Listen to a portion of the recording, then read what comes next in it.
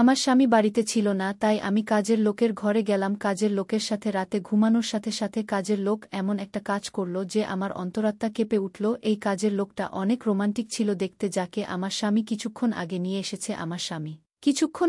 এসেছে। আমার স্বামী দরজার বেল বাজানোর সাথে সাথে আমি দরজা খুললাম। এই কাজে ছেলেকে আমার স্বামীর সাথে দাঁড়িয়ে থাকতে কে দেখে আমি চোখের পলক ফেলতে ভুলে গেছি এই কাজের ছেলেটি যেন স্বর্গের রাজপুত্র, সৌন্দর্যে ভরপুর। আমি ভুলে গেছি যে আমার বামিও ওর পাশে দাঁড়িয়ে আছে। আমার স্বামী আমার হাতটা ধরে একটু নাড়াচাড়া দিলেন। আমি অবাক হয়ে উঠলাম। আমার স্বামী বলল, কি ব্যাপার? পিছনের দিকে সর, সাগরকে ভেতরে ঢুকতে দাও। সাগর 1-2 বছরের রোমান্টিক ছেলে। আমি সরে দাঁড়ালাম একটু। আমার স্বামী সাগরকে নিয়ে ঘরের ভিতরে ঢুকল। আমি মনে মনে ভাবছি, কেন আমার স্বামী একই সাথে করে নিয়ে এসেছে আমাকে পোশাক ছাড়া দেখে। আমার স্বামী আমার দিকে চোখ বড় বড় করে তাকালো। আমি বেশিরভাগ সময় বাড়িতে একাই থাকতাম। বাড়িতে আমি আর আমার স্বামী ছাড়া আর কেউ ছিল না, সেই জন্যই আমি বাড়িতে বেশি পোশাক পরতাম না।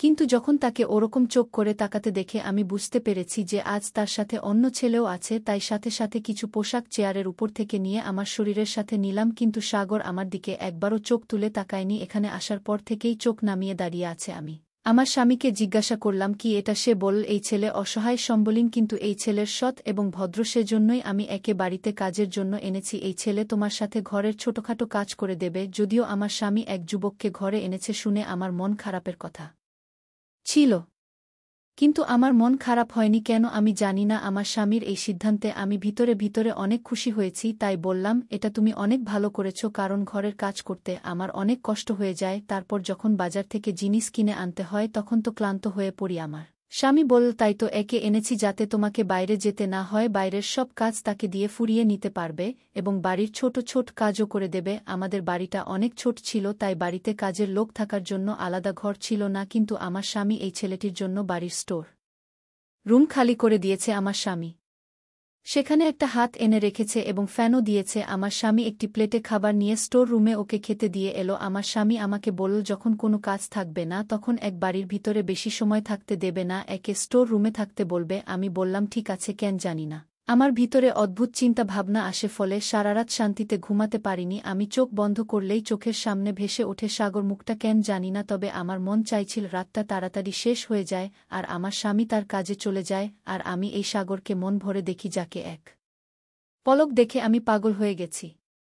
যতটা সুন্দর এই ছেলে ছিল পর্যন্ত কোনো মেয়ের মুখেও এত সুন্দর দেখিনি। এই কথাটা ভেবেই আমি অবাক হচ্ছিলাম যে এমন অদ্ভুত ছেলে যে একবারও আমার দিকে চোখ তুলে তাকালো। পরের দিন অনেক ভোরে ঘুম থেকে উঠে রান্নাঘরে গিয়ে নাস্তা তৈরি করছিল আমি, এমন সময় আমার স্বামী স্টোর রুমের দরজায় শব্দ দিল। ছেলেটি বেরিয়ে আসে। আমার স্বামী ওকে বলল, বাজার করে এটি মালকিনের সাথে প্রয়োজনীয় কাজ করো, তারপর আমি তোমাকে দোকানে নিয়ে যাব। এই কথা শুনে আমি চিন্তায় পড়ে গেলাম যে কেন আমার স্বামী এই দোকানে নিয়ে যাবে। সে তো একই ঘরের কাজের জন্য নিয়ে এসেছে। আমি খাবার তৈরি করা বন্ধ করে বাইরে বেরিয়ে এসে বললাম, একে কোথায় নিয়ে যাবে? একে তো ঘরের কাজের জন্য এনেছ। তাই আমার কথা শুনে আমার স্বামী প্রথমে আমার দিকে অদ্ভুত ভালো তাকালো, তারপর বলল, সারাদিন এখানে একই করবে? এখনো 1 ঘন্টা বাকি আছে, তুমি যে কাজ করতে চাও করিয়ে নাও, তারপরে একে আমি আমার সাথে দোকানে নিয়ে যাব আর একবারে রাতে আমার সাথে ফিরবে। তারপরে রাতে তোমার যে কাজ বাকি থাকবে তা করে দেবে। কথাটা শুনেই আমার মনটা খারাপ হয়ে গেল। আমি ঘরে এসে নাস্তা রেডি হলাম আর ছেলেটিও রান্নাঘরে এসে বলল, দিদি তোমার কোনো কাজ থাকলে বলো। আমি তাড়াতাড়ি করে ওর দিকে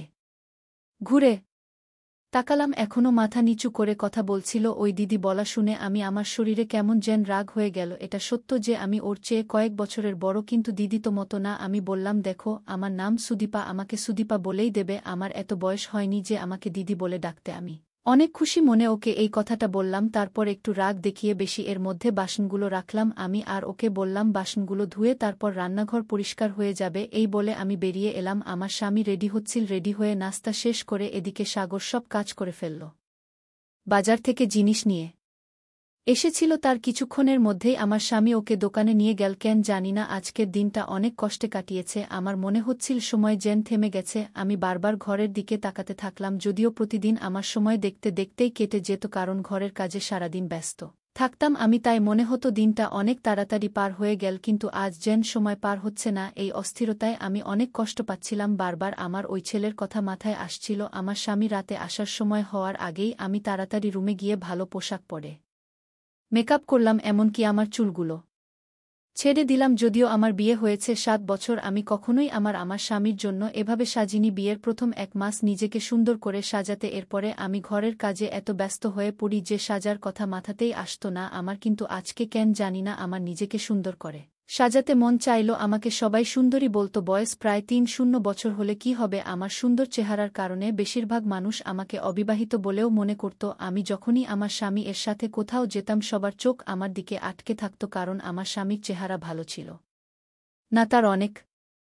তোমার সাথে কি করতে পারি তা তুমি কল্পনাও করতে পারবে না। আমি পাগল হয়ে গিয়েছিলাম আর পাগলের মতো চিৎকার করে ওকে সব বলছিলাম। এই কথা শুনে সাথে সাথে ঘর থেকে বেরিয়ে গেলে পরের দিন কি বলবে আমি তো ভেবেই নিয়েছিলাম। কিন্তু ও আমার স্বামীকে বলতে থাকলো, আমি আপনার কাজ করতে পারবো না। আমার স্বামী বল, কেন পারবে না, তুমি কি বলছো? জানো তোমার সাথে আমার ২ বছরের কথা হয়েছে। আমার স্বামী আবারও বলতে থাকলো, এই তো কদিন আগে কান্নাকাটি করছিলাম কাজ নেয়ার জন্য, এই ২ মাসে এমন কি হলো যে তুমি কাজ ছেড়ে দিতে চাও? সাগর বলতে থাকলো, আমি আপনাকে কারণটা বলতে পারিনি। আমার স্বামী ওকে বলল, ঠিক আছে, তোমাকে যে অগ্রিম টাকা দিয়েছিলাম তা ফেরে দাও। আমি তোমাকে কাজের জন্য ৫,০০,০০০ টাকা দিইনি যে তুমি ২ মাস পরে কাজ ছেড়ে চলে যাবে। তুমি অনেক ভালো ছেলে বলে তোমাকে আমি বাড়িতে রেখেছিলাম। তুমি বাড়িতে থাকলে আমার স্ত্রী নিরাপদে থাকবে, এটা আমি নিশ্চিত ছিলাম। সেজন্যই তোমাকে দেখেছিলাম। যাই হোক, কালকে শহরের বাইরে যাচ্ছি, ৩ দিন পর ফিরব, সেজন্য তোমাকে ৩ দিন ছুটি দিতে পারব না। আমি ফিরে এলে চলে যেও, আর আমার টাকাও ফেরত চাই। আমার স্বামী ৩ দিনের জন্য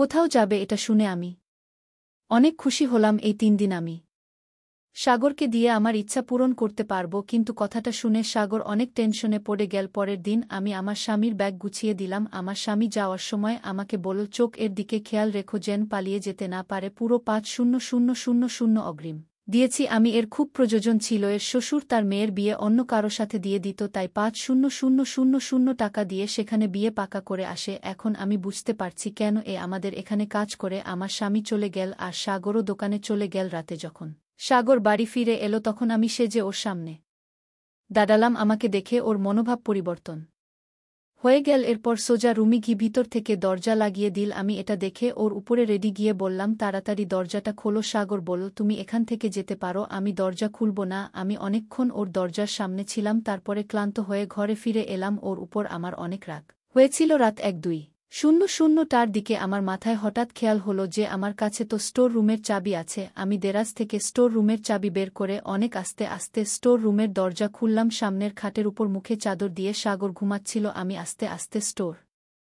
রুমের দরজা বন্ধ করে ঘাটের উপরে ওর পাশে গিয়ে শুয়ে পড়লাম। ঘরে হালকা অন্ধকার ছিল। আমি ওকে ধরতেই যে শব্দ শুনলাম তা আমার মন কাঁপিয়ে দেওয়ার জন্য যথেষ্ট। আমি সাথে সাথে উঠে বসলাম। একটা টর্চের আলো আমার মুখের উপর পড়ল। তার আলোয় আমি দেখতে গেলাম যে লোকটা খাট দখল করে আছে সে আর কেউ না, আমার স্বামী। এটা দেখে আমি অবাক হয়ে গেলাম। আমার স্বামী বলল, সাগর আমাকে তোমার ব্যাপারে সব কথা বলেছে এবং আমি মিথ্যা বলেছিলাম যে আমি অন্য শহরে যাচ্ছি। আমি তোমার শক্তিটা দেখতে চেয়েছিলাম। আমি কাঁদতে থাকলাম। আমার স্বামীর সামনে আমার সব শত্রুতাটা বেরিয়ে গেছে। সে আমাকে ছেড়ে দিল আর সকালে আমাকে বাপের বাড়িতে ফিরে যেতে বলল আর বলল, আমিও সুন্দরী মহিলার সাথে আমার জীবন কাটাতে পারি, কিন্তু খারাপ মহিলার সাথে না। একজন স্বামী তার স্ত্রীর শখ পূরণের জন্য সারাদিন কঠোর পরিশ্রম করে এবং সে স্ত্রীর কাছ থেকে বিশ্বস্ততা আশা করে, নইলে টাকা দিয়ে তো যে কোনো খারাপ মহিলা বিছানায় যেতে রাজি হয়ে যায়। আমি সবকিছু হারিয়ে ভাবছি, যদি আমি আমার চরিত্রটা ঠিক রাখতাম যেমনটা সাগর একজন ছেলে মানুষ হয়েও রেখেছিল। তো বন্ধুরা, এই ছিল আজকের গল্প। আশা করি গল্পটি অনেক ভালো হয়েছে। যদি ভালো লাগে ভিডিওটিতে লাইক করবেন। সবাই ভালো থাকবেন। ধন্যবাদ।